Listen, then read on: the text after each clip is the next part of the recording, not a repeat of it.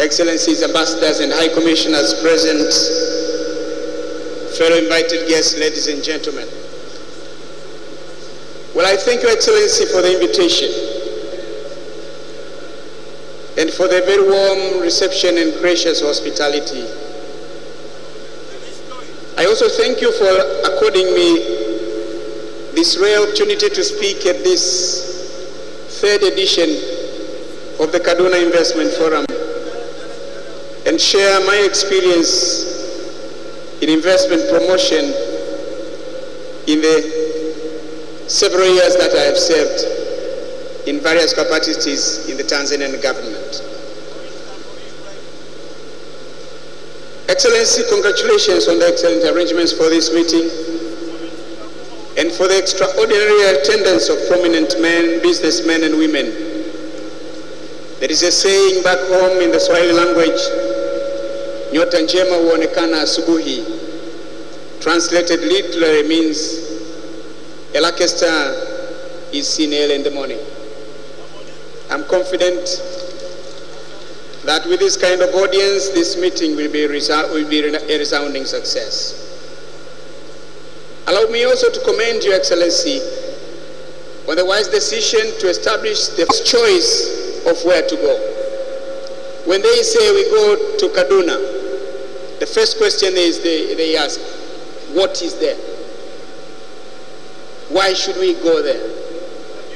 What are we going to benefit from there? I'm glad the Kaduna State government appreciate this fact. In the Kadipa document called Invest in Kaduna State, prepared for this forum, the investment opportunities and potential which Kaduna State has to offer have been very well narrated. Indeed, this state has immense investment opportunities. The executive governor has elaborated on that very, very eloquently. Therefore, it makes a lot of economic sense for investors to decide to invest in this great state. They will not regret. Definitely. Excellencies, I have learned from experience of promoting investment for my country, Tanzania, that investment opportunities notwithstanding, a permissive investment environment is a very critical factor. If you have everything, if you have a lot to offer, but if the investment climate is not permissive, people will not come. Perhaps this is the most important factor which business people give closest attention to and very serious consideration when choosing places to direct their investments. It is almost a make or break factor. It is the ultimate. It all begins with economic policies being pursued by the nation or the state. Where policies are good, investors get attracted because it assures them smooth functioning and guarantees return on their investments. I know in the context of Kaduna State, investors have to consider both federal and state policies. Fortunately, at the national level, the federal government is pursuing investor-friendly policies, and the Kaduna State government, as we heard from the governor, is doing the same. Under such circumstances, investors who come to Kaduna are doubly assured. Excellencies, investors like working in an economy where there is macroeconomic stability, a place where fiscal and monetary policies are sound and predictable. They hate working in places where people, especially leaders, government officials, and local partners say this today, and tomorrow they do the exact opposite, with impunity and no remorse. Investors like to work in a country or a place where laws and regulations affecting investments are stable and reliable and predictable. Also, that their investments are secured against expropriation, arbitrary expropriation, and when they are aggrieved, they are assured of recourse to justice in courts of law that are credible.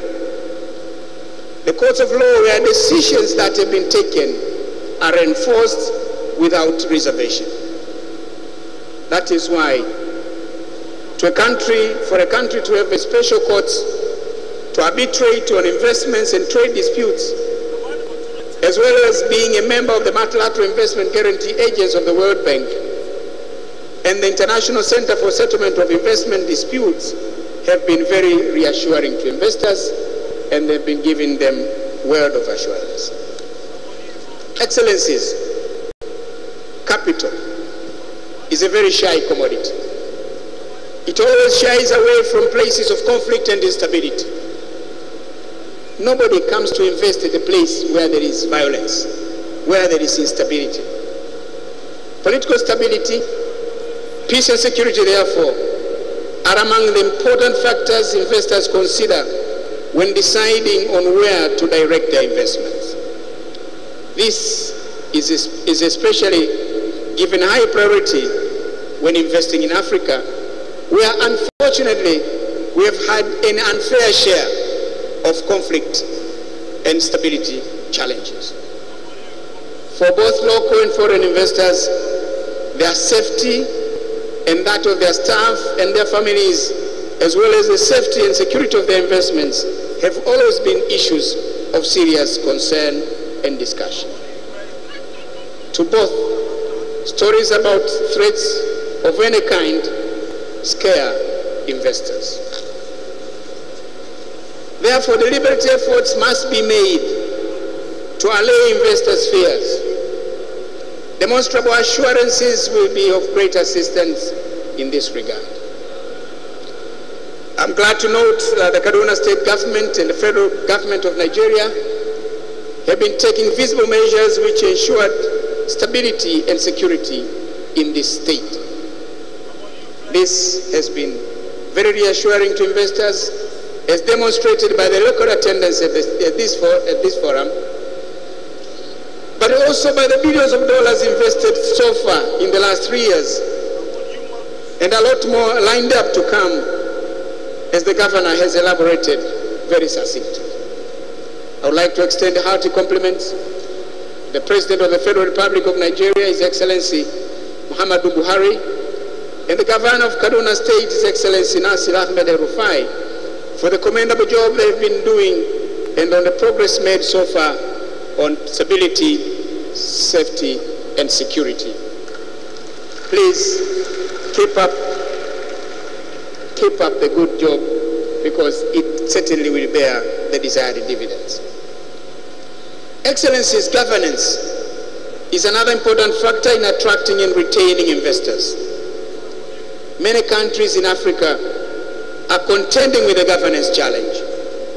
One big problem is in this regard, which investors are facing and of course are dreading, is the contradiction between what political leaders are saying in terms of policies on investments on the one hand, and what investors are encountering when visiting responsible government offices on the other. Invariably, there are bureaucratic procedures and encumbrances which cause delays in decisions and approvals. As a result, matters take unnecessarily too long to come to a close to allow investors to proceed to execution of their projects. And worse still, some of the delays are due to demands for kickbacks. It is imperative, therefore, the government leaders should take resolute action to deal with such vices. They debase the image of African nations and impede socio-economic transformation and development of our dear continent. It It would be remiss of me in this regard if I did not recognize and commend His Excellency Muhammadu Buhari, President of the Federal Republic of Nigeria, for his determination and efforts to fight corruption in Nigeria. This is the right thing to do. I know it's not easy, and it is a fight that has a lot of challenges, a lot of ups and downs. It is not an overnight thing. It needs persistence, patience, perseverance, and continued support from everybody. I also commend Governor Nasir Ahmad El-Rufai for giving the fight against corruption the seriousness it deserves. Governor, keep up the good work and stay the course. Excellencies, I commend the Governor for conceiving a very attractive investments policy, which compares to any one finds in the most attractive investment destinations of this planet, on this planet. Above all, I applaud him for establishing the Kaduna Investment Promotion Agency to administer and coordinate investments activities in the state. Kadipa is a one-stop center, meaning that all investors' matters are handled and finished there. The investor does not have to go around knocking different doors of different offices to get the relevant clearances and permits. This is the way it is supposed to be done, and this is how the others elsewhere are doing, so you are doing it right. What is required now is to ensure increased efficiency and speed in taking decisions and actions so that investors spend as little time as possible from lodging an application to getting approvals. So far, so good, but there is always room to do better.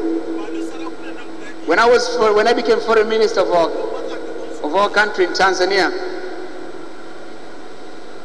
in 1995, I coined a phrase in the ministry as a motto: better than yesterday, less than tomorrow. So always, when you come to the office, know that you have done better than yesterday, but it is less than what you'll do tomorrow. That was the spirit.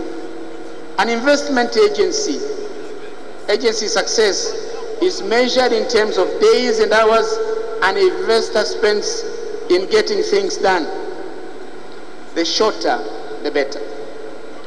Also, it is important for the agency to follow the investors every step of the way until the project takes off the ground.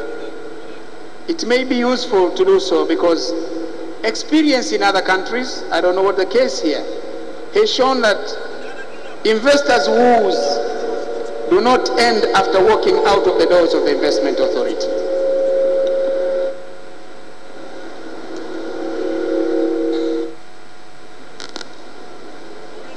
At times, they may encounter new types of impediments or encumbrances which may delay or even derail the investment. Someone comes out of the investment authority with all the permits, the certificates, goes now on the next stage, goes on the ground to the piece of land. Somebody tells him, oh, this one has already been allocated. Oh, there's this and this and this. So it's always important, it's a matter of interest, that after giving the approvals, just take interest. How is the person proceeding? Is everything okay? You may assume everything is fine, while actually there are a number of problems. Excellencies, ladies and gentlemen, the importance of infrastructure needs no emphasizing. It is an enabler of growth and development that compares to none. I can rightly say that there is no development without infrastructure. And you can't develop without electricity. You cannot use kerosene and run industries. you need power. You need good roads, reliable roads. You need railways. You need ports, you need airports. You need telecommunication systems. You need water supplies that are reliable. If these are amiss, development is grossly impeded. Availability of reliable infrastructure, therefore, is a big incentive to attract investments to a country, a state, or even a place. An investment destination should be able to provide reliable, affordable, fast, efficient systems of movement of goods and services across the whole value chain. Excellencies, Africa and African countries, unfortunately, are facing a daunting challenge, a daunting deficit on infrastructure. Data shows that because of poor transport infrastructure, at 30 to 40% more cost to trade between nations and within nations in Africa compared to other continents. I once read about a report that the cost of transporting a 20-feet container from China to Africa is less than from transporting the same container from the port to one of the countries or even within the country. Even worse, it has even been reported that because of poor infrastructure, because of importing maize from Mexico, for example, to a country in Africa, would be less than moving a ton of maize from one part of the country to another within the country. It is infrastructure stupid. This depressing reality should not be left to continue. It is a huge impediment to fast growth and development on the continent. It is heartwarming indeed to note the Kaduna State government has given infrastructure development the deserving attention. We have heard the governor elaborate what is being done on the infrastructure side. The construction of the new airport terminal makes it possible for more traffic to be handled at the Kaduna airport. Already, Kaduna is reaping the benefits of the expansion. I'm sure in many more airlines, there is already Ethiopia Airlines, I'm sure many more airlines will be landing at the Kaduna airport. The Kaduna dry port makes it possible for business people to import and export from Kaduna. The new Abuja-Kaduna railway line has expanded transport and logistic options for businessmen, men and women in Kaduna. These developments make it possible for Kaduna to take advantage of its strategic geographic location in Nigeria. All I can say, please keep up the good job and aspire to do more. Excellencies, ladies and gentlemen, another important factor deserving our attention, if you want to attract investments, is the availability of skilled manpower to meet the needs of investors in the various industries, especially in the technical and specialized fields. Whereas specialty and technical expertise is not needed, it's not much of a problem. Usually investors would wish to hire locally or from within the state or the nation rather than import labor from abroad. Certainly it costs them less. But if they fail, they will have no option but to import labor from outside. This therefore requires us to invest more in education and training of our young people to meet the skills required by the job market. We have heard the governor. It pleases me a lot to note that there is increased investments in education and training is being undertaken by the Kaduna State government in collaboration with other partners and stakeholders. I congratulate you, Governor, on your leadership and the efforts on this important matter. I'm sure the young men and women of Kaduna are pleased with this initiative because it gives them the opportunity to get jobs. It also pleases investors because one of their major challenges is being addressed head on.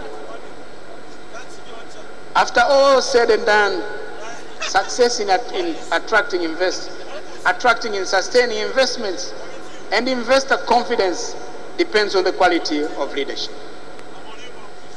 Investments blossoms where the leadership is visionary, predictable, proactive, and supportive. Leadership assures stability, minimizes political and other risks. I have learned from experience that leaders must be accessible and engaging. When I was president, I made the heavily guarded goals of the State House accessible to business people whenever they had something important to share with.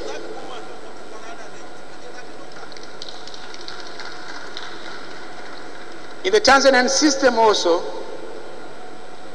there are established structures of coordination, cooperation, and dialogue between the government and the private sector. At the apex, there is the Tanzania National Business Council, which is chaired by the President of the Republic. It brings together representatives of the government and those of the private sector for dialogue on issues of interest to both. But primarily, it's a forum for promoting business environment in the country. Below the council, there is what we call the executive committee of the council, which is co-chaired by the chief secretary and the chairman of the Tanzania Business and Private Sector Foundation.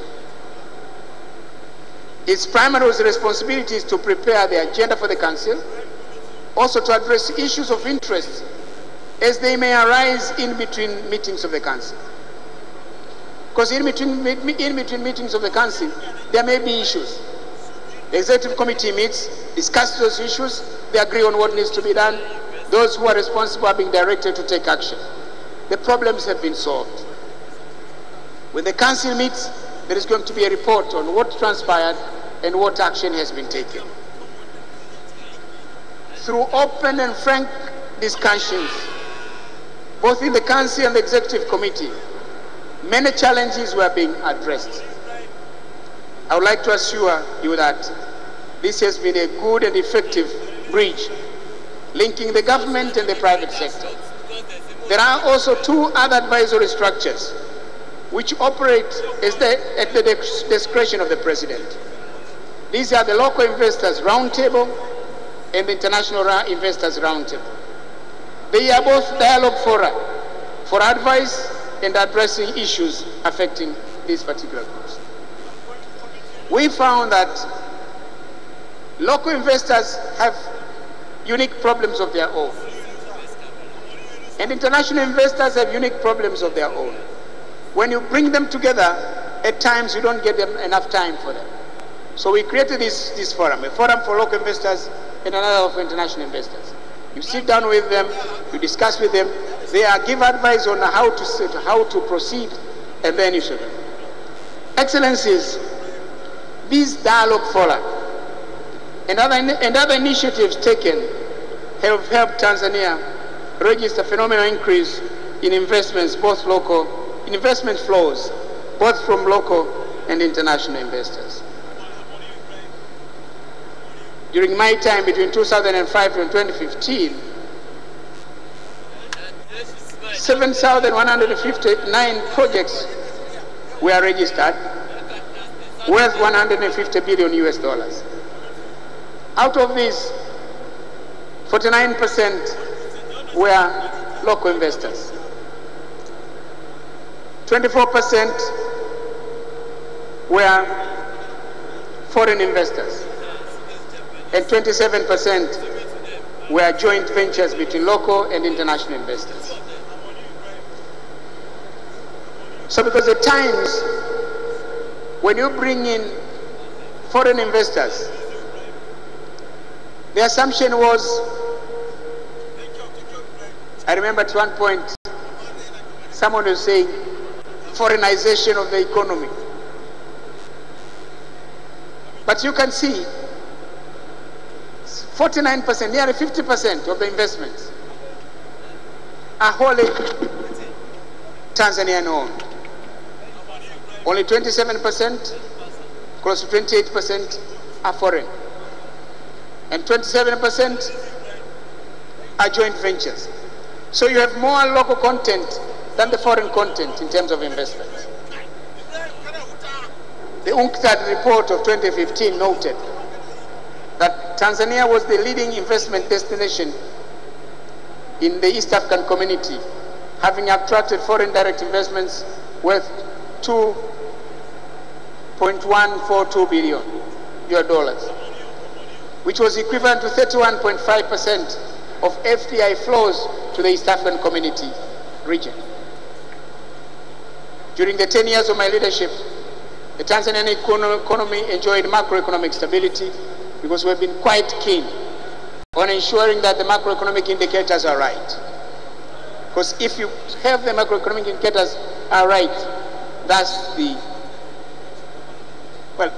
basis for an economy to grow. The economy grew at an average of 7% for the 10 years, and my predecessor my successor is actually doing the same now. So we have a brighter future, we have hopes for a brighter future. Excellencies, ladies and gentlemen, I've spoken at length, and in the process I've shared my experience in investments promotion in my life, in the Tanzanian government, where I served, as I said, Minister for Water, Energy and Minerals, Minister of Finance, Foreign Minister, and President for 10 years. And in the ministerial post for another 18 years. I know you wanted me to come and share my experience in investment promotion. From what I have heard from your presentation, Governor, there is nothing you don't know, there is nothing you have not done so far.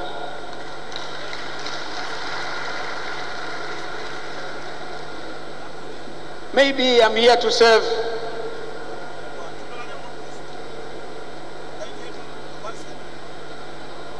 as an encouragement, to encourage you to continue to do the right things.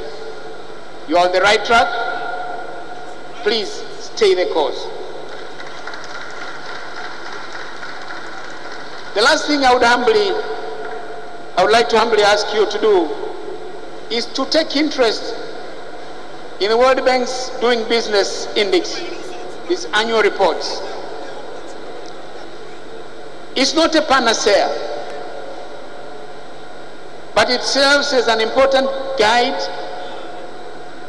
on the issues of concern to investors, which, if factored properly, will help Kaduna make a great leap forward in attracting investments to this great state. They talk about 12 issues. Those 12 issues, if factored properly, if properly organized, the sky is the limit for Kaduna. You are third, you will soon become second, you can even become first. Your Excellency, ladies and gentlemen, once again I thank you for the invitation. I wish this third series of the Kaduna Investment Forum every success. Thank you for your kind attention.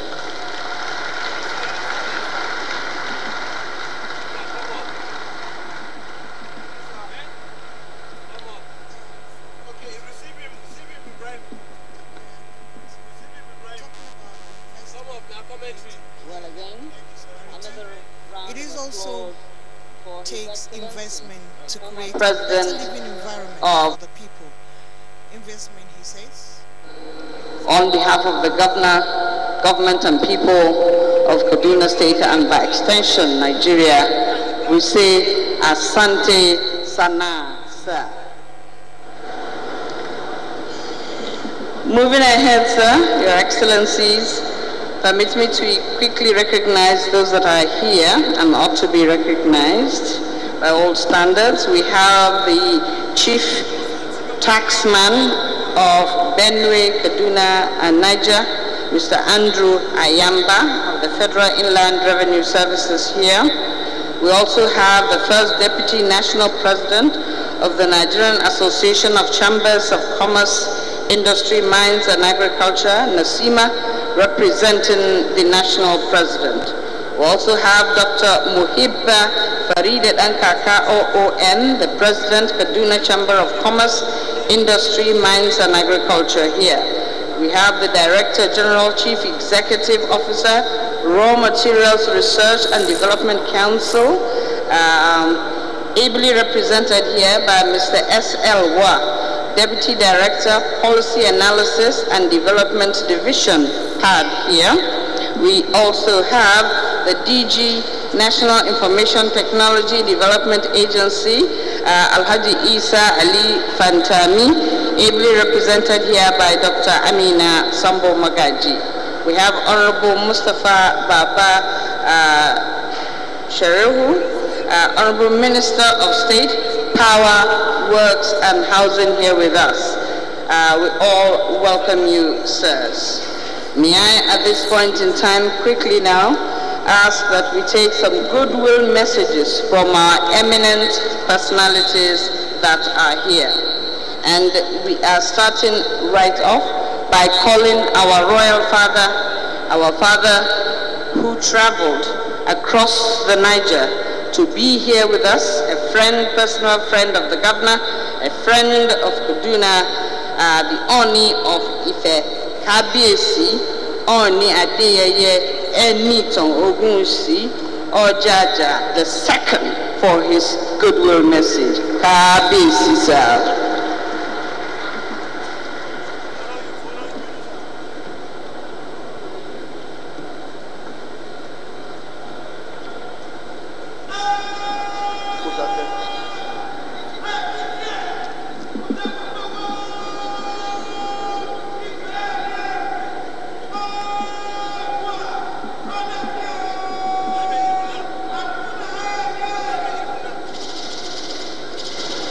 Your Excellency, the Executive Governor of Kaduna State, one of the brightest, one of the smartest, and one of the boldest governors we've ever produced in our dear country, Nigeria. Your Excellency, the former President of Tanzania, the Honorable Speaker of Kaduna State, members of the House of Assembly,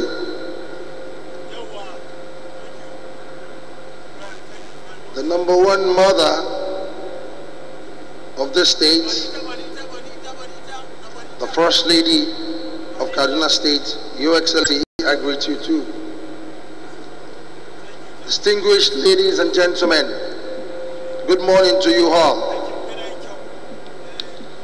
It's a great honor and a great privilege for me to be here today. To be in Kaduna, a very peculiar state, a state with very huge potential, one of the most blessed states in the entire black race. I repeat, because it seems you are not happy about what I said, but they are statements of fact. One of the most blessed states in the entire black race.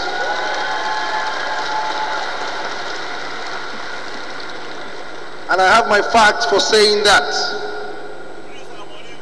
Because of time, for my goodwill message, I will start from the basic analysis of the 4 factors of production. I will start from land. Kaduna State has the 4th largest land mass in the whole of our dear country, Nigeria, the most populous black nation in the world. If you take 5 states of the southeastern part of the country and put it inside Kaduna State, addition of Lagos State, including Osun State, my state, making 7 states, Kaduna State will still consume the 7 states, and we will still have some several thousands of kilometers left for Kaduna State. Kaduna's landmass as a state is 46,053 square kilometers. Something that is naturally blessed from our Creator, naturally provided for by our Creator. Land is number 1 when you're talking of all factors of production. You cannot but talk about land when you're talking of economic emancipation, when you're talking of economic development, and every other thing that we are in this world to do. The next is labor. As our governor said earlier on, we can see from the statistics there is something peculiar about Kaduna State. The record of Kaduna, no state has it in Nigeria. Kaduna has the most vibrant, teeming population in the whole of this country. Over 90% of the entire Kaduna State population is less than 40 years old. And these are statements of fact. From other states, it's on the average of about 70 to 60%. We have very energetic youths in Kaduna. We have very vibrant youths in Kaduna State. That means it's a very huge potential. Right now, in the present state of us states and in the foreseeable future. A very young lady attended to me this morning. Her name is Lami, where I stayed. I asked her, she greeted me warmly. The way each and everybody in Kaduna normally attend to visitors. And I asked her, have you been to other parts of this country? She said she was born in Zamfara, but she has only spent all her life in Kaduna. She has not even been to Lagos, she has not been to Port Harcourt. But what's the point I'm making there? The point I'm making there is at the instance of Nigerian Shippers Council, the Nigerian Customs Service has issued what is called a station code, and the number is 02KP. The code is mandatory certification by the National Customs, authorizing shipping lines to accept cargo bound for Kaduna Inland Dry Port. So, from that time, the Kaduna Dry Port has become effectively port of destination and a port of origin. This declaration is the single most important requirement for the facility to operate an inland port, and it has been fulfilled to the delight of stakeholders. I'm calling on all investors to come and utilize the dry port. No need for our exporters to travel to Lagos or Port Harcourt, or Warri, or any other part of the country, a port has been designated for you, and we hope you will utilize it. Nigerian Custom has commenced a long week activities. Actually, they started yesterday, for the deployment of NICIS 2, which is the Nigerian Integrated Custom Information System at the Kaduna Inland Dry Port, thereby making it the third port after PTML, Grimaldi, and Tinkan Island to be covered by this very important custom clearance procedure. Nigerian Shippers Council is also in advanced talk with Nexim Bank, and I think we are also going to talk with Sterling Bank to see the idea of investments, more investments, bringing more industries and banks and processing packaging industries to this dry port. It is also interesting to note that our neighboring countries that are landlocked, Niger and even Chad, are interested in the dry port in Kaduna. And so very soon this port will bring significant contribution as far as transportation is concerned. Now, transportation drives the economy, and I must here register my appreciation to the Kaduna State Government for the cooperation that it has given building roads, infrastructure, and other amenities, especially towards the successful implementation of the dry port. I therefore use this opportunity to ask all the investors to please come and utilize this port. You can export, you can also import. This is a port of destination. You can consign your cargo from everywhere in the world. Right now, the operators of Kaduna Dry Port are opening office in China and London, so that they will canvass for cargo to come to Kaduna directly. Nigerian Railway Corporation is going to give 20 wagons just for the operation of the Kaduna Dry Port. So, port has been brought to Kaduna, and I'm sure you will utilize it. I thank you very much for this opportunity. Well, you can all attest to the fact that this economic summit is not just open for Kaduna.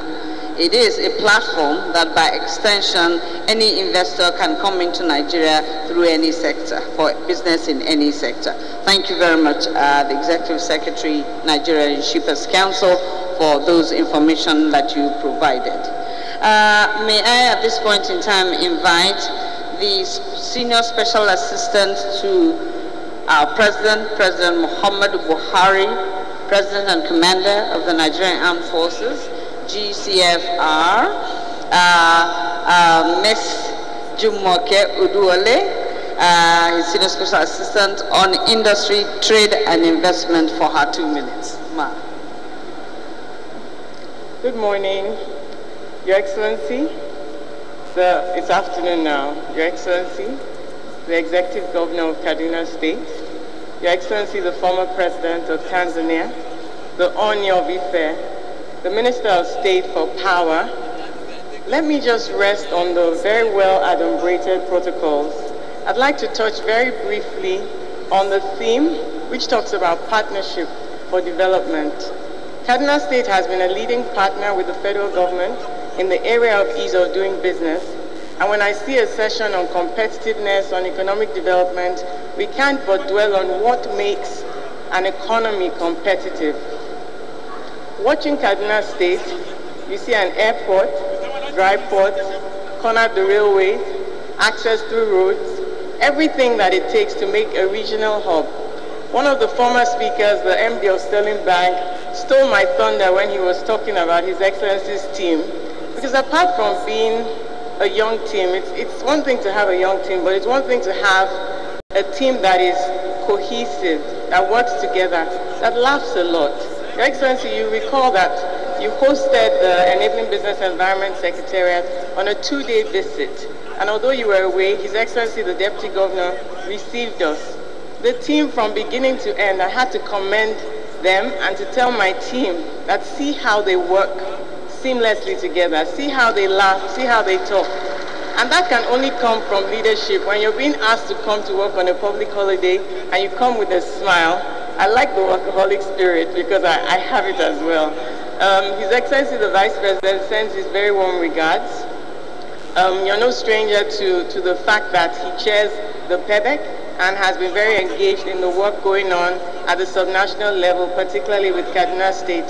For the first time at subnational level, Nigeria recorded 100% participation in the World Bank Ease of Doing Business ranking. Kaduna was at the forefront of that exercise and just had your right of reply last week.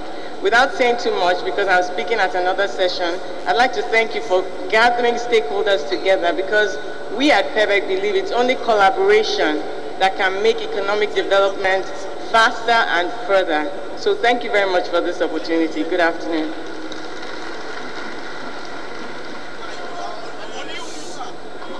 Working collaborations, working in partnership for development. Thank you very much, the SSA, Ms. Jumoke Oduwole. The last two will come in quick succession, please.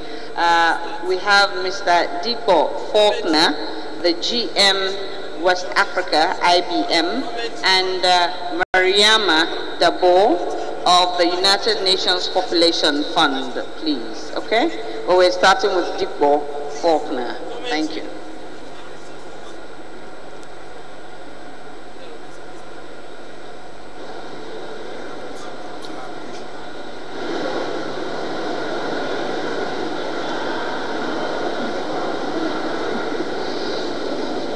Good morning, Your Excellency, Governor of Kaduna State, Your Excellency, Vice President, former President of Tanzania, Oni Ofufe, all distinguished ladies and gentlemen and guests here.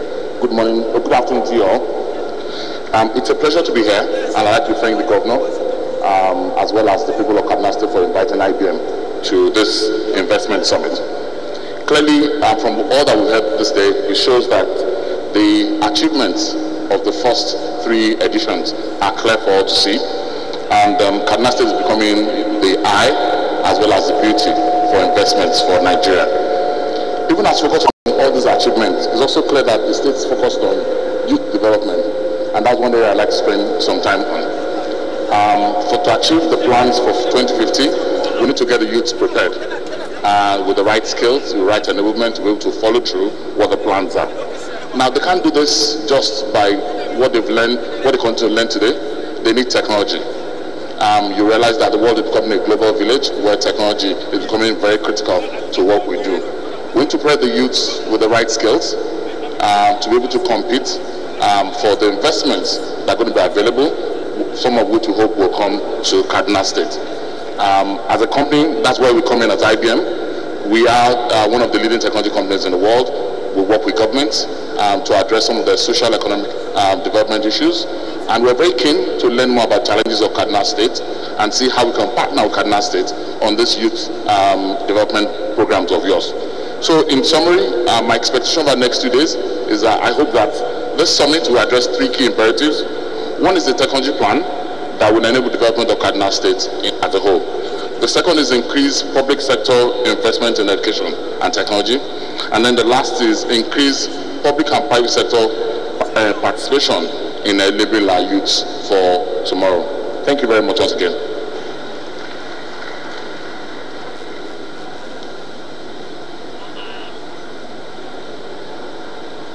Thank you very much, sir. Mr. Dipo Faulkner, GM West Africa, IBM. The last but not the least is Madame Mariam Dabo from the United Nations Population Fund.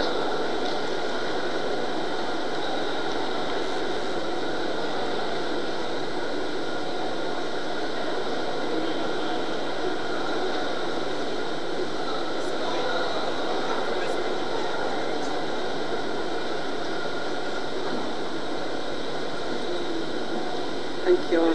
Good afternoon, Your Excellencies, especially a special governor of Kaduna State, distinguished guests, royal fathers, Ladies and gentlemen, allow me to stand on all protocols. I really wish to begin by expressing hearty congratulations to the government of Kaduna State for a well thought out economic and investment summit, the third of its kind in this trailblazer administration. I'm very pleased and honored to deliver a speech of goodwill on behalf of my representative of the United Nations Population Fund in Nigeria, Dr. Diana Keita. She has asked me to express sincere thank you and for the privilege to participate in the summit. Allow me to speak here as an African and a Dawi from the Gambia to express really appreciation and respect to the governor for his boldness and visionary leadership. Thank you so much. And Your Excellencies, I would like to invite you to the story of a young girl called NTA2. She's 15 years old. She worked for 3 years to support her family after she graduated from primary school. She would have been married on their 14th birthday, but for the intervention of the Adolescent Girls Initiative, commonly known as the AGI program. The AGI program is one of the strategies of the United Nations Population Fund to expand the possibilities of girls staying in school. Today, NTA2 dreams of becoming a doctor, and tomorrow this dream may be reality thanks to Let's Girls Learn initiative launched in Kaduna State by UNFPA as a response to challenges faced by girls in reaching their full potential. Through the project, UNFPA, with support from the government of Kaduna, helps empower thousands of vulnerable girls with skills and competencies in order to contribute meaningfully to their families and society at large. Securing quality education for girls like NTA2 and harnessing the potential of these young girls contribute to modern economy is at the heart of our mandate. As we strive to build a better Nigeria and Kaduna to deliver a strong economic value, we must acknowledge that our collective success is directly dependent on the help we provide to Nigerians to realize their dreams of successfully transitioning into adulthood and embracing opportunities that the future holds for them.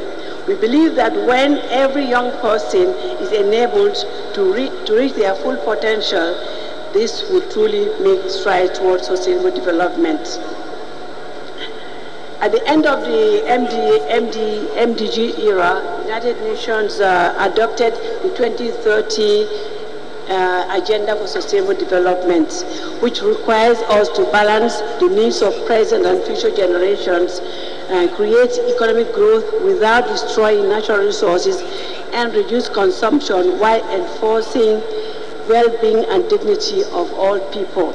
To achieve these goals, a fundamental shift is needed. We must make decisions on the allocations of resources while keeping the interests of future generations in mind. I was very pleased and flattered to see that His Excellency, the Governor of Kaduna, had a vision which is very similar to that of the United Nations. Your Excellencies, distinguished guests, young people are already driving innovations in science and technology, making conscious choices that are drastically influencing patterns of consumption and production, and mobilizing to make companies, organizations, and governments more socially and environmentally responsible, where they can get information, technology, financing, mentorship, and platforms for collaboration. Young innovators are able to turn their ideas into transformative solutions. We at UNFPA are very proud to partner with young people in Nigeria and in more than 150 countries in the world and territories to promote their participation and leadership, enabling them to overcome barriers, spearhead innovations, and unleash their full potential. UNFPA calls on all governments and all states of Nigeria and development partners and influencers to enable policies that promote young people's development and human rights, and to measure progress across sustainable development goals that relate to adolescents, especially adolescent girls. Young people must be engaged as partners in achieving these goals as their generations that will inherit our planet. Distinguished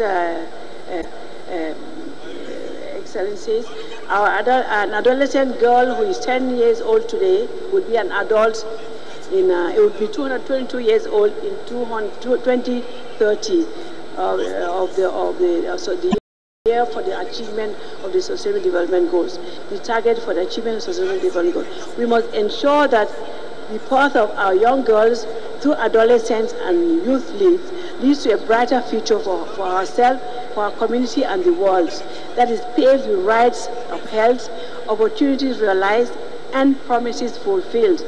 As we reach out to private corporations, foundations, high net worth individuals, and other potential sources of income, we urge all to please stand up and be counted so that the young people's, especially young girls' potential can be fulfilled. The time has come to think boldly and innovatively about how we identify and scale up solutions in a time of resource constraints and rapid changes, and how we build alliances across regions and forge partnerships to multiply impact. We call to leave girls like Niger 2 behind. We count on your support to build a world that does not clip girls' wings, but rather help them soar. Together, we can ensure that no one is left behind and build a better future for women and girls, for families, and for the world at large. Thank you.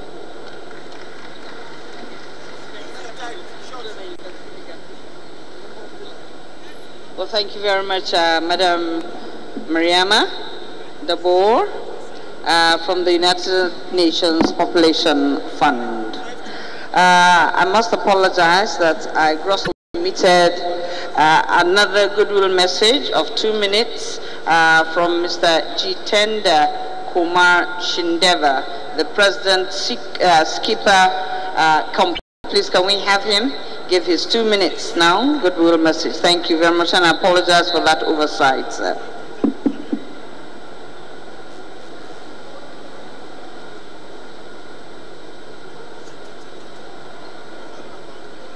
Your Excellency, the Governor of Kaduna State, the Royal Father Oni of Ife, the Royal Fathers, the former President Tanzania, distinguished ladies and gentlemen. It is very commonly said in the management that successful people don't do different things, they do it differently. I have seen Governor Al-Rufai from BP days, FCT days, and now to the Kaduna State. When I came to meet him immediately after he won the elections, to know what I could do, what Skipper could do for the state. 2018. Star Times. Enjoy digital life. Plant a tree today, make the rainfall, keep the desert away. Let us plant a tree today, make the rainfall, keep erosion away. The climate's changing because of burning oil and cutting down forests. Climate change will give our children floods, hunger, drought and poverty. Trees give oxygen, rain and shelter. Let's make Nigeria green again and plant trees to secure our children's future. Let us plant a tree today. NTA2Lagos Network Center brings you broadcast service wherever and whenever through our social media platforms, now live on just a click away. Global news, sports, business reports, politics, issues, events and happenings around the world, your favorite past and present TV programs, drama, documentaries, and for your news headlines, log on to www.youtube.com/NTA2Lagos. Watch, download, comment, and subscribe free. It's simply www.NTA2Lagos and explore our world of news and events. Available in all smartphones, iPads, and all Android phones. Like our Facebook page, NTA2Lagos Network Center. You can tweet us at NTA2LNC. NTA2Lagos Network Center, your reach out station.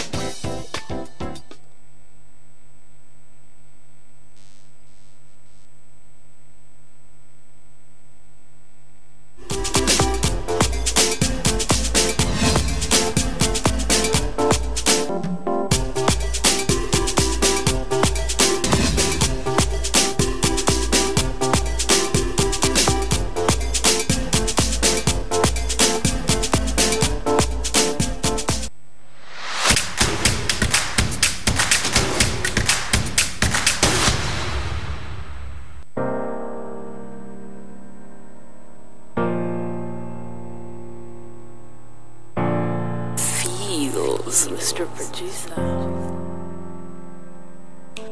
Afẹ́fẹ́ ire dákun fẹ́ wá sọ́dọ̀ mi o, bá mi gbé ire wálé jọ̀wọ́ o. Gbogbo ire táyé ti gbà lọ́wọ́ mi o, dákun gbé wá sọ́dọ̀ mi o, dákun o. Afẹ́fẹ́ àánú dákun fẹ́ wá sọ́dọ̀ mi o, má ṣe fi mí sílẹ̀ lọ, dákun o. Gbogbo àánú táyé ti gbà lọ́wọ́ mi o, dákun gbé padà wálé jọ̀wọ́ o. Ọ̀tá ti ṣe tirẹ̀, ṣùgbọ́n mo nígbàgbọ́ pé Olúwa kò kí ń sùn ọ́, torí tí bọ́lọ́lọ́ ni àwọn ará akíyèbí mi lẹ́yìn oṣù mẹ́ta ó ti tán, wọ́n ti gbàgbé mi. Mo wá gbàdúrà jẹ́ kí ayé mi dára o. Afẹ́fẹ́ ire, afẹ́fẹ́ ire, afẹ́fẹ́ ire, dákun fẹ́ wá sọ́dọ̀ mi o, bá mi gbé ire wálé jọ̀wọ́ o. Gbogbo ire táyé ti gbà lọ́wọ́ mi o, dákun gbé wá sọ́dọ̀ mi o, dákun o. Afẹ́fẹ́ àánú dákun fẹ́ wá sọ́dọ̀ mi o, má ṣe fi mí sílẹ̀ lọ, dákun o. Gbogbo àánú táyé ti gbà lọ́wọ́ mi o, dákun gbé padà wálé jọ̀wọ́ o. Òkùnkù gbọ́ bí, òkùnkù gbàdìyà àdúrà o, àdúrà o. Màkànlé fúyà mi o, ra mọ́tò fàbá mi o, dẹni ńlá láwùjọ.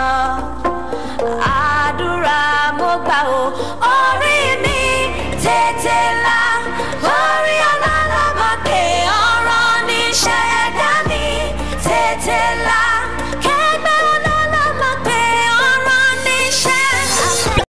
Afẹ́fẹ́ ire dákun fẹ́ wá sọ́dọ̀ mi o, bá mi gbé ire wálé jọ̀wọ́ o. Gbogbo ire táyé ti gbà lọ́wọ́ mi o, dákun gbé wá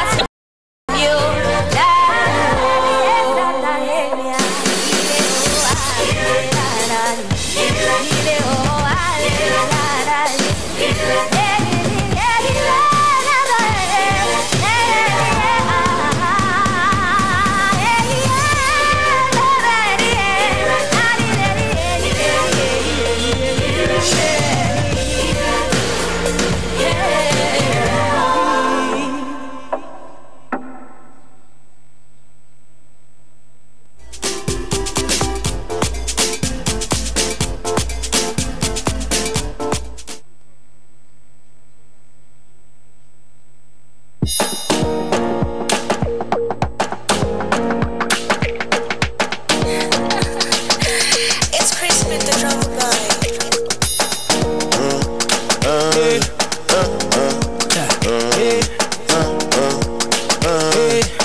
So yeah. Everybody run, run, run.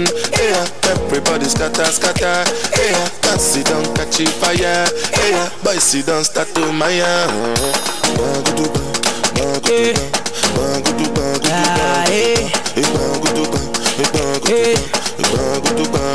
Money la tojo du bega o, debu temeta o.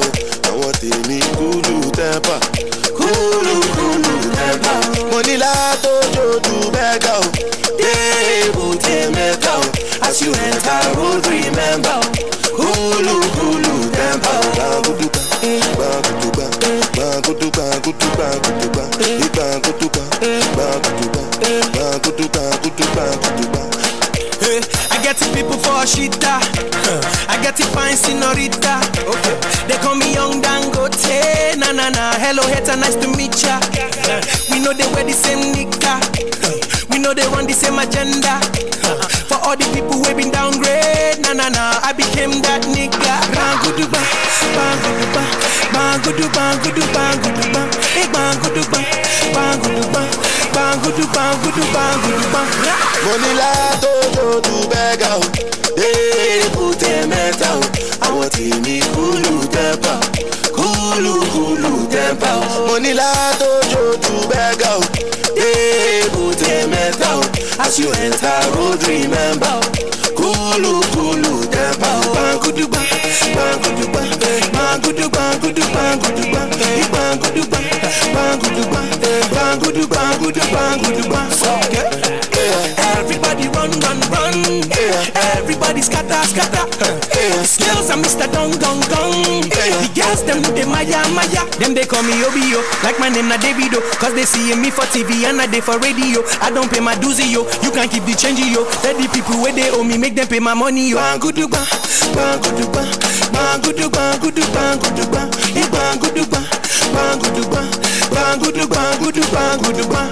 Money la tojo du bega o, debu temeta o. Àwọn tèmi kulu tempa, kulu tempa o. Money la tojo du bega o, debu temeta o.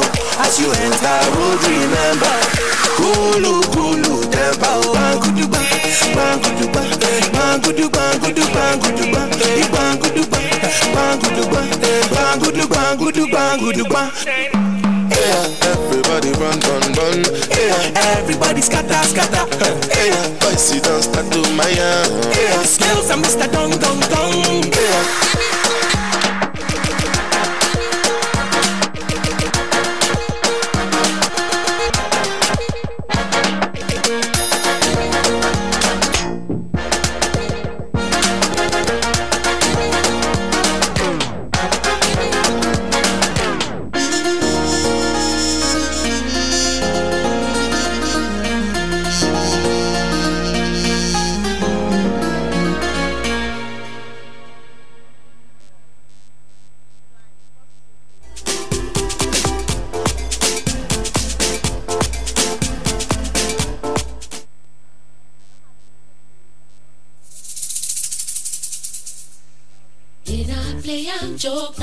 Joke and a person name.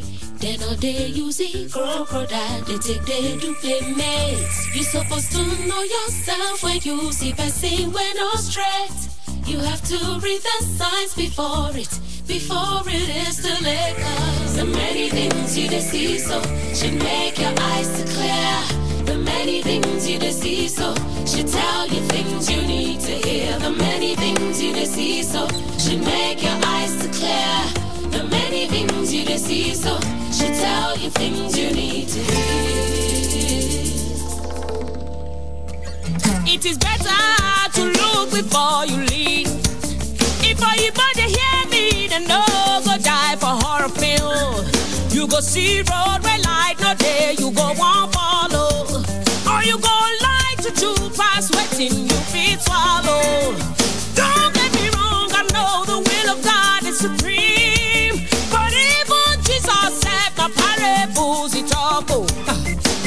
to look before you leave. No answers for the weak. I know who they ask for, oh, I know they lost.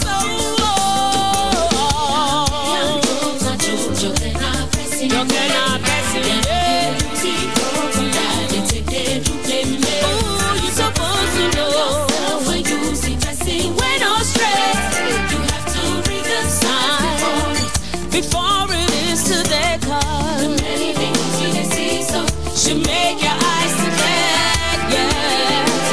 So should tell you things you need to hear. So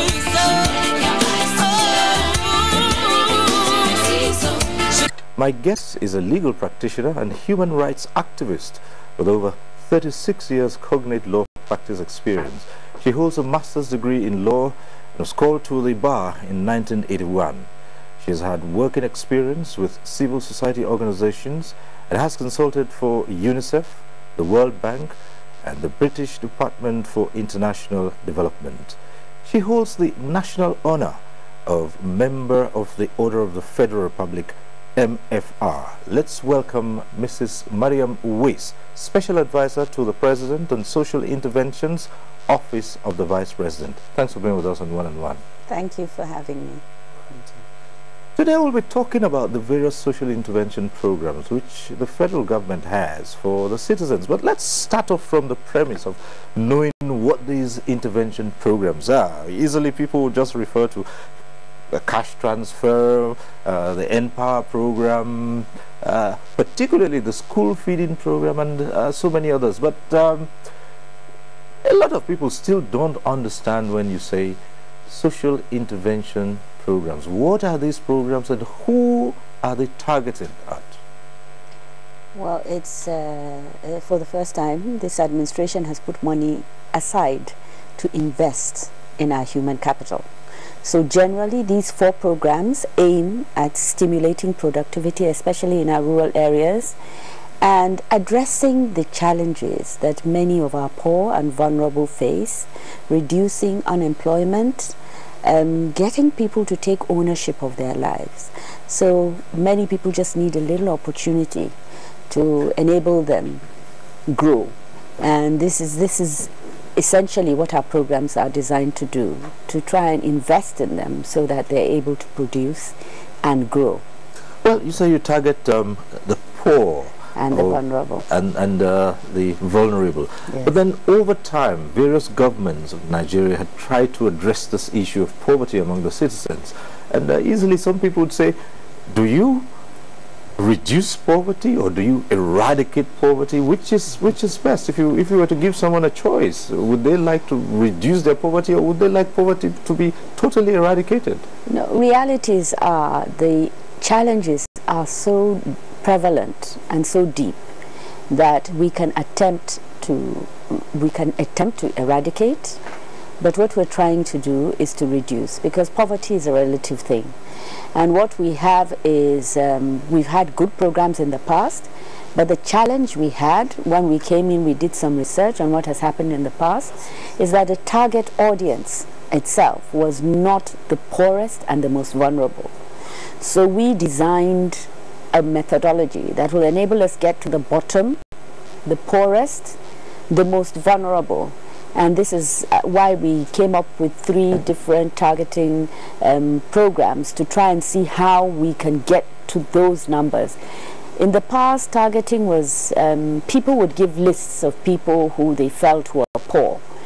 But what we're doing now is we're looking first at the geographical mapping that exists of all the states and where the poorest local governments are, initially starting with 30% and now growing to 50% of the state, and then training people to go into those communities, in those local governments, having them hold focus group discussions with the various groups, the women together, the men together, the youth together, community leaders together, asking them what is poverty in your own context. Because if we say everybody below a poverty line, the numbers would overwhelm us. So it has to be contextual. What the people themselves feel is poverty within their community. They give us names of people who fall into the parameters that they have drawn up. the households. And then we hold a plenary, and from that plenary we discuss it. If it appears thrice, 4 times, we know for sure that that household is in need of some support. If it appears only once, then we have a discussion, and it comes up, different things come up. Oh, they're not so poor. The father has grandchildren in the US that send them dollars, but he's just a miser. He actually is not as poor as the other families that you have come up with. And then we visit those families. We go to those households and we take down the information, the demographics of that family. So how many children, how many have gone to school, skills, what is your income, what are your assets. We have things like Torchlight, we have things like Kettle coming up. And then when we put it on a device, the device has a proxy means testing formula. It automatically ranks them from the poorest to the least poor. Now, because our funds cannot cover the entire country, we have to ensure that we go around the entire country. We look at the poorest 100 to 150 of each ward, because we have no control over the numbers that each community throws up. But we know that we have a limited amount of money. So we target those people, and we take the biometrics of the caregiver in that family, because we're targeting consumption first. She's the one that goes to the market, she's the one that feeds the family, she's best able to manage the 5,000. We pay once in 2 months, so it's 10,000. And then we train them, we form them into cooperatives. It's actually 10,000 plus, because we train them on financial skills, on nutrition, on how to take ownership of their lives. So we get them into cooperatives and we work with them to try and see how they can graduate out of poverty. And beyond that, we're taking demographics of the community. We're collating data relating to the nearest primary healthcare center, the nearest primary school, the nearest secondary school, the connectivity issues, the nature of the road network. All of that information is necessary for the state to appreciate what it needs to do for that community. So for instance, in one state we found that 60% of the communities that we've actually gone to don't have primary schools within 5 kilometers. So how do those children go to school? How do you expect a 4-year-old to trek 5 kilometers? So we say to the state governor, you need to put primary schools in this community if you really want, because education is key.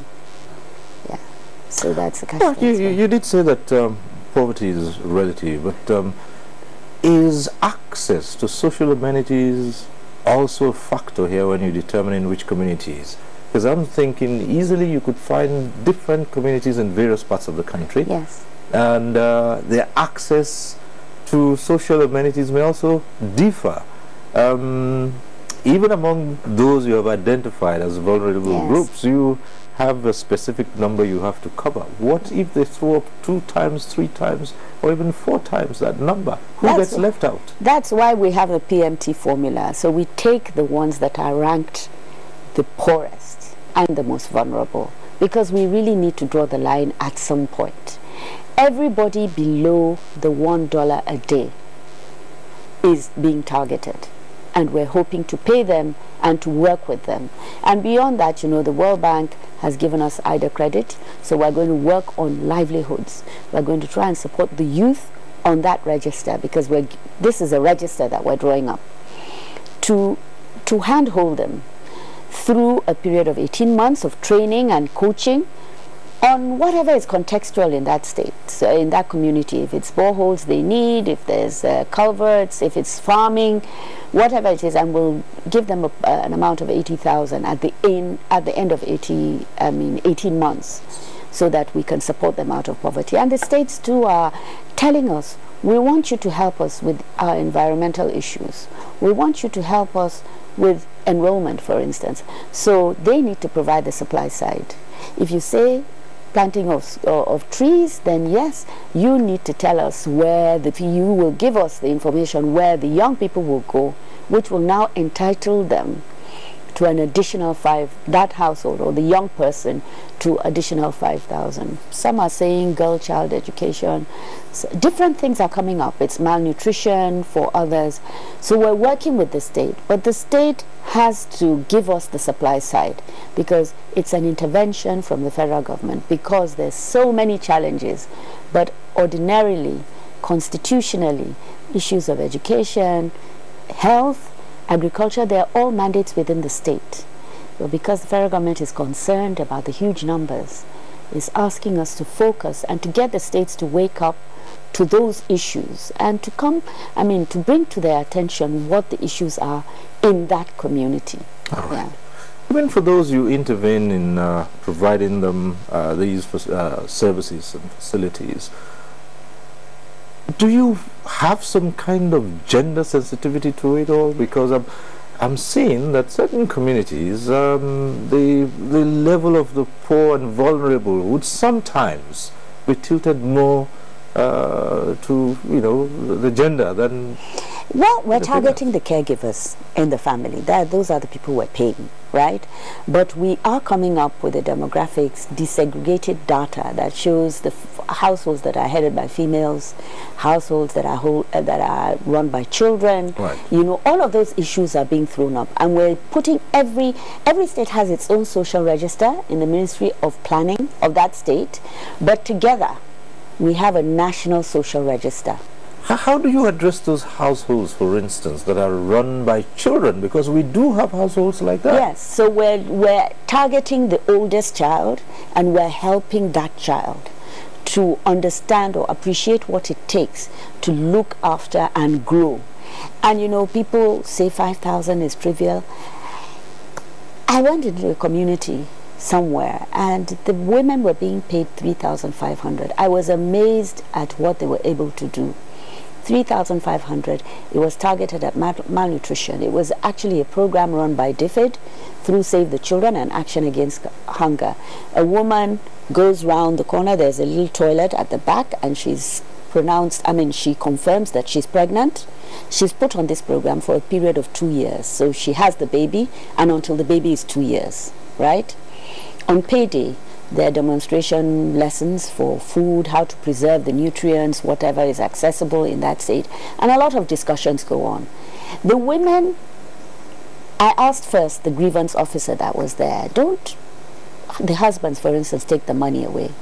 He says initially they had 2 or 3 problems, but the emir and the different village heads understand, because there was a lot of training, and they would call the men and say, this is meant to help your family. And it was clear to us that there was a huge difference between the children who were under that program and other villages that were stopped at, who did not have that program. These children were happier, they were running all over the place, some of them were even chubby. We asked the men, how do you feel that we pay your wives, we don't pay you? And they said there had been a lot of cattle rustling then, they weren't able to go into the farms, it was somewhere in Zamfara state. And they said, if not for this money, our wives have really been amazing. Their egos. Yes. They said they've been supporting us. It didn't bruise their egos. No, really. And what amazed me even more was the fact that these women were able to save, even from that 3,500. So by the time they leave, they exit from the program after 2 years, after their child becomes 2 years, they can buy small assets. They can do, small spaghetti machines or little goats, or begin to trade. Even with that, I just left thinking, how much do I even spend on a recharge card a day? And look at the way it has made a difference to these households. So it's important that we target the household, because that is the way it filters into the family. And to target, we target the caregiver, and then we ask the husband, if there is a husband, to nominate one other person, just in case the caregiver is not available. And we're doing ID cards for identification, and then organizing them and seeing how we can now handhold them and give them lessons every second month. We're talking to them about cooperatives, how to grow businesses and all of that. Now, with the paucity of funds available to government for different and competing interests, is this sustainable really? Well, I do agree that it is a challenge, because I know there's been a recession and we're just coming out of it, and there's so many contending demands on the money that we get. But we have the assurance that the funds that we've started getting now, we will continue getting. You know, the problem we have is growing some of the programs as we had hoped, but we really need to work within our budget. And for me, one woman that we're able to help is one woman more out of poverty. So what we're looking at is not being able to impact on others, but at least for these ones, we can be assured it's not about government giving them 5,000 every month. It's about them understanding how they can take ownership and grow their own businesses. So after a while, it's just a routine for them, and they will graduate or they will escalate out of poverty. Okay, you must have certain mechanisms in place to assure that whoever is a beneficiary of this does not, you know, go on to become, they just sit back and say, well, it's going to come anyway. That's the that's what happens when you give large amounts all over the world. When you give 15,000, 20,000, that's even more than some salaried people get. So there's a dependency that grows. This is why it's deliberately a little less than what other people earn. So it sort of gingers them up to sit up, and they know that if this happens, after 2 years, 3 years, we'll be looking, reviewing our register and seeing who we have actually been able to help and who needs to go on. Now let's come to another of those programs which has to do with school feeding. Now that has generated a lot of controversy. First, the critics of the government say it's not just about enrollment figures in schools. They're thinking about the quality education, and if you say part of it, feeding the children would encourage them to stay in school, then it's all about the food and not about the knowledge. How do you view this? Well, looking at the Constitution, really, the issues of education don't, at least at primary school, at state and local government level, the responsibility lies with them. What is happening now is that the states are realizing that the infrastructure is not there, the teachers don't have quality, and it's making them sit up. The federal government is concerned about the huge numbers, saying, oh, 10.5 or 11 million children out of school. And these are Nigerian children. So it's trying to get them into schools. But really, the federal government cannot take over the responsibility of uniforms, of infrastructure. UBEC has tried, but not all the states are able to get the money that put down the counterpart funding. So I understand that there's going to be a review of the law to enable the states to take more in. But what government is trying to do is to try to get the children into school. Now, it's the state that needs to make sure that the school atmosphere is safe. You know, it's near enough to where the children are. It needs to ensure that it has quality teachers. It needs to set up school-based management committees. All of these are being thrown up because the states have been a little laid back, especially for the far-flung primary schools. Now that you have huge numbers coming in, they realize, and we're hoping that they will sit up and do something about those schools. Not all states have keyed into this program, the school feeding program. About how many do you have going? Right now we have 18, but 3 more are about to be paid this month. You know, so what it is it's been slow because there's a process. We insist on transparency, right? So every cook that's going to be paid has to have a BVN and an account number. And all the banks that are giving them that have to take it upon themselves to go to those women where those primary schools are located to give them the money. The budget is 70 naira per meal. They're given between 70 and 150 children to cook for the week. Now, first and foremost, we have a stakeholders meeting, and the state selects the cooks. We don't know from federal where the primary schools are located. So the state SUBEB chair has to give us that information. So we have to ask the governor so that we can go through him to those schools.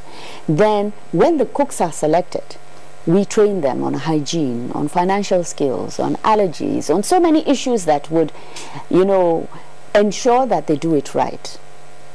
And then the state onboards, the bank onboards them. Now the state also links them to the farmers. So it's the poultry association or the butchers, so they get directly. They don't need to go to the to the market to collect the items, because it's much cheaper even for the farmer who knows that all of my produce will get bought up. So I really don't need to sell the egg for 38 naira. I can sell it for 30 naira, which is what we're seeing. In some states, it's 27 naira that they're selling the eggs, and they sell directly to the women. So unless all of those processes are there, we won't go and give money. We pay through NIBS directly to the accounts of the women. And so nobody has access to the money. And unless we have that data, and that data matches, think about the literacy levels of these women. Sometimes they send us the data and NIB says, oh, the names do not match the BVN number. So we send it back. And unless we have 70% data that matches, the funds won't get through. Yeah. Now, in this chain, who ensures quality control? You say for a meal it's about 70 naira per meal. Who is there to determine that they don't get paid 70 naira per meal and what they are giving out is 20 naira per meal? Yeah, we have set up a monitoring process, right? And we're also we launched a Track With Me process, campaign, which has numbers of where we can be called. You see, from the very beginning, we have somebody from the Ministry of Health here, the Federal Ministry of Health, that sits down with the people in the Ministry of Health in that state, because we want only food that is readily accessible and also nutritious. And they draw up a menu for each day and cost it, and it has to fit into that amount. So now we're actually out on social media saying, for this state, this is the menu, right? We hope to engage the traditional rulers, the community leaders, the faith, give that information out there, because there are all kinds of disruptions happening. We get reports, we're getting reports, oh, they're not actually being fed this amount of food, or the quantity is too small, or whatever. And we plan on sanctioning, removing cooks that are found to have reduced, or we have some people, some gatekeepers in the community that say, you must buy all your produce from me. And they add a lot of margins on it. And so how to sanction that? We find processes where the bank itself and the facilitators are actually trying to divert some of the money, because there's nothing like float anymore. It's TSA. You understand? So some of the banks are not too pleased. So we've had one bank in particular, and when we reported, I must commend the management. They sacked the 5 people that were involved, because these women are not literate. We have the women themselves that are afraid. We took some women to the nearest bank, and there was this sliding door, and they just would not go in to do their BVN. They said, no, we get in there. What if it closes and it doesn't open? You know, so we had to take the machines out to them. So there are a lot of issues that are coming up, but it's coming together. It's coming together, and what I would urge is that our public should take it upon themselves, because this program is about feeding our children, ensuring that they're healthy, you know. So what happens in the value chain that actually disrupts or diverts some of the money is like taking food out of the mouths of little children. Yeah, so the public should take it upon themselves to actually monitor and ensure it's done right. I suppose you also have a way of collaborating with the states. Some of them have challenges, like we've heard that some states have had to suspend when it was obvious that so many people who were not school pupils were accessing these meals, and in some remote areas even teachers were accessing the meals as well.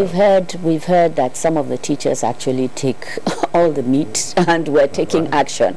But the particular state, I don't know if it's the same state we have in mind. There's a state that began, and we had a framework for paying directly to the teachers through bank accounts, but they paid them cash. And then when they gave us the bill, we said, how do we track, how do we audit that these payments actually got to these cooks? It's not about giving envelopes and signing off. You know, that can open up, I'm not saying it was fraudulent, but fraud can easily happen in that kind of situation. So I said, let us enumerate.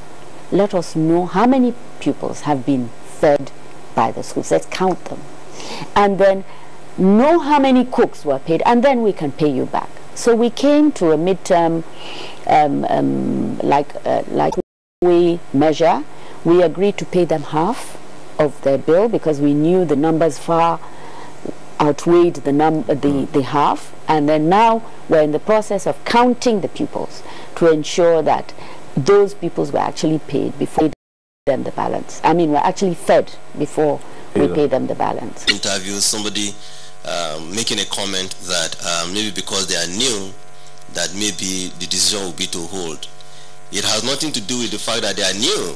They went through strong induction, and like I've always said, the members of the Monetary Policy Committee are independent-minded people who come in with no preconceived mission or decision.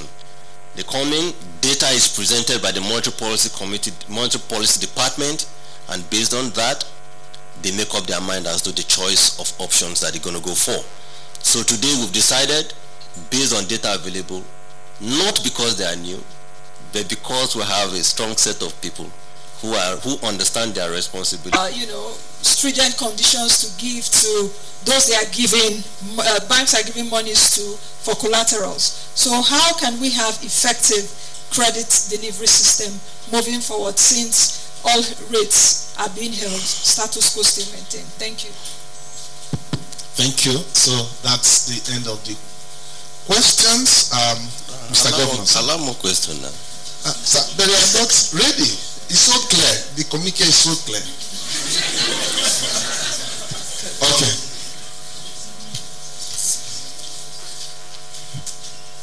Mr. Governor, sir, my name is Issa Abdoha from New Telegraph newspapers. There are concerns for the rise of NPL in the banking sector, and you did say that you urge federal government to pay contractors debt so that these loans can be paid. What other measures could you propose? Thank you. I think the governor can answer the questions. Thank you very much. Okay, well, thank you very much.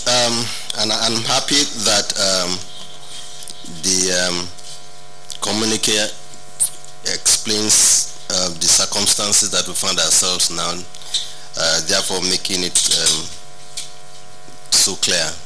And we have just only about 2 or 3 questions. That the foreign reserves is at 46.69 billion, and that you are concerned about the composition of foreign reserves, the bulk being Eurobond. Yeah. Let me say this, that the total amount that has been raised through Eurobond since last year is less than $6.5 billion. Even if we deduct $6.5 billion from 46.69, it's still about 40 billion, which we have, and that is an ample size. But again, it's important for you to know that once the Eurobond proceeds got into the central bank reserves, and it's converted from dollar to naira, it ceases to be money belonging to the fiscal. It becomes part of CBN reserves, which can be used and when we deem it necessary to do so. Position or maintain the status quo as the case may be, with monetary policy rate at 14%, cash reserve ratio at 22.5%, liquidity ratio at 30%, and that asymmetric corridors of plus 200 and minus 500 basis points. And the governor also touched on adopting a conventional monetary policy approach to achieve single-digit interest rate, small and medium enterprises, and all that. This and more form the basis of their submission today in order to put the economy on the trajectory of growth. On that note, we'd like to especially thank you for being part of this 'This live telecast by Nigerian Television Authority, the largest television broadcasting network in Africa. On commentary has been Cliff Ayoze, and we thank you all.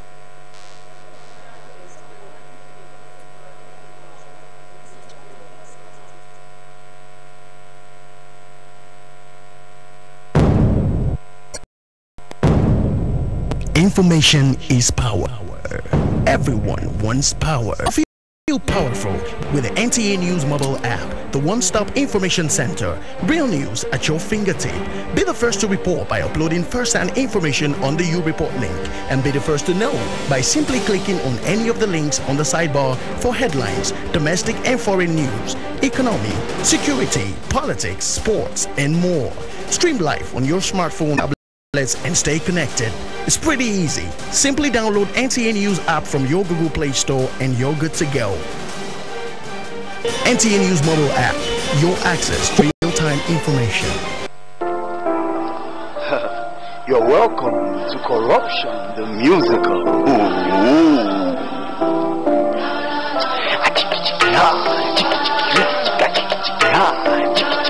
This one na corruption song. This one na corruption song. This one na corruption song. This one na corruption song. No be about government people. This one na for everyday people. Yeah. No job, yeah. You go look for left, you go look for right. Even though you're qualified, then carry the job, give them family. Na koni you take where man they work. Na dirty man go chop. So you take food meant for displaced people and sell it in the market for money. You buy malaria drug, you take it in the morning, you take it in the night. Condition they was discovered clean a fake drug. Now goni you dey for special center to write the exam. Before exam, they give you answer, they give you extra. You get this thing shot, yeah. Now goni